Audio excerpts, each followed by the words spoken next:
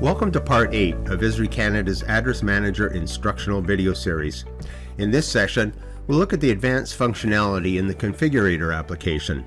To start the application, go to the specified URL or to the Configurator in your local portal if using Enterprise.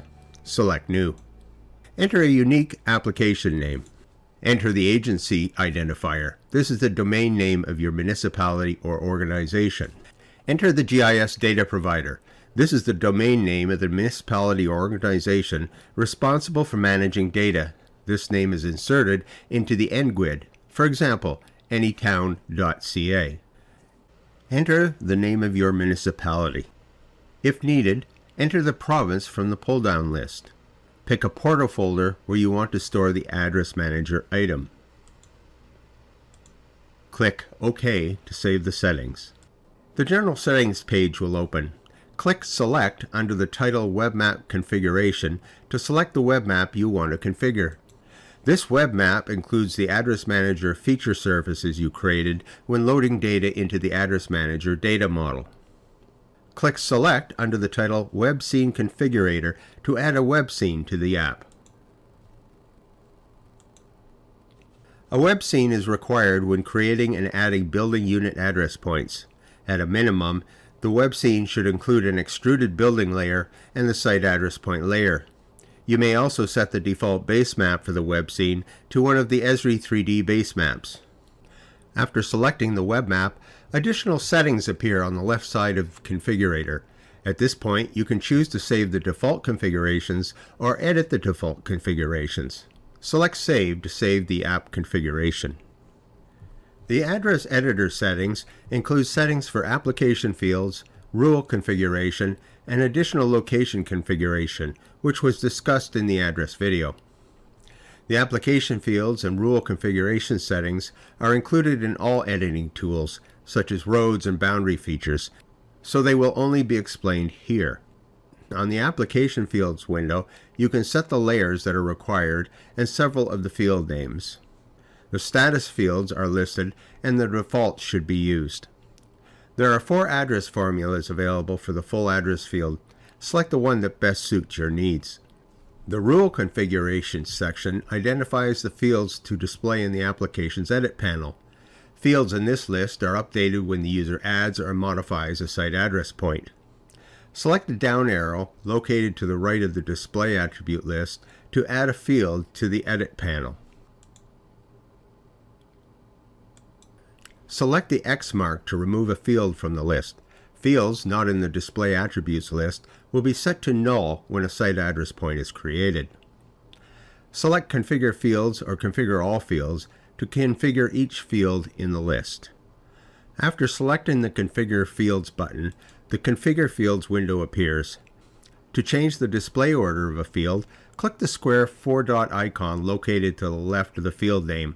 Hold the left mouse button down, drag to a new location, then release the mouse button. To configure an individual field, click the gear icon located to the right of the field and the Field Configure window will appear. Format sets this value to a predetermined format.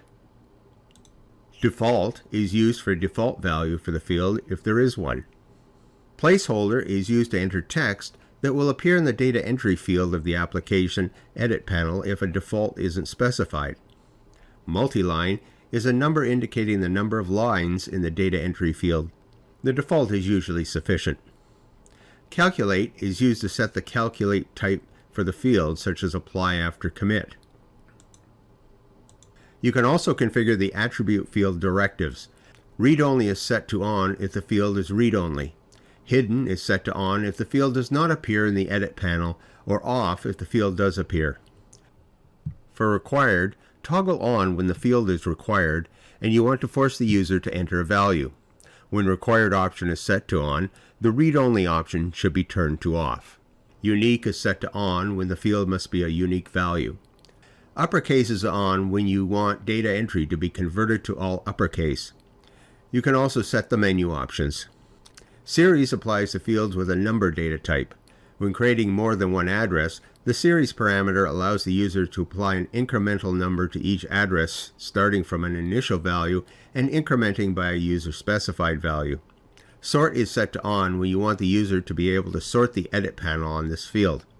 Labels is set to on when you want the user to enable temporary map labels for this field. Filter is set to on if you want the user to filter the map on this field value.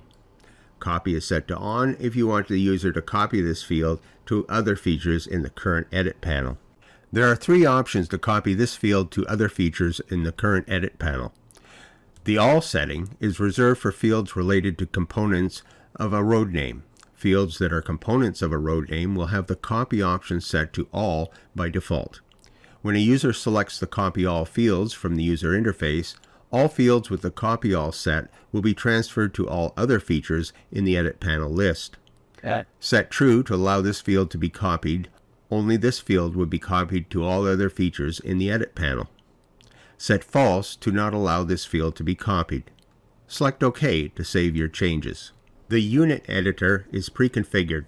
There is no need to modify the configuration, but you can set the default unit type.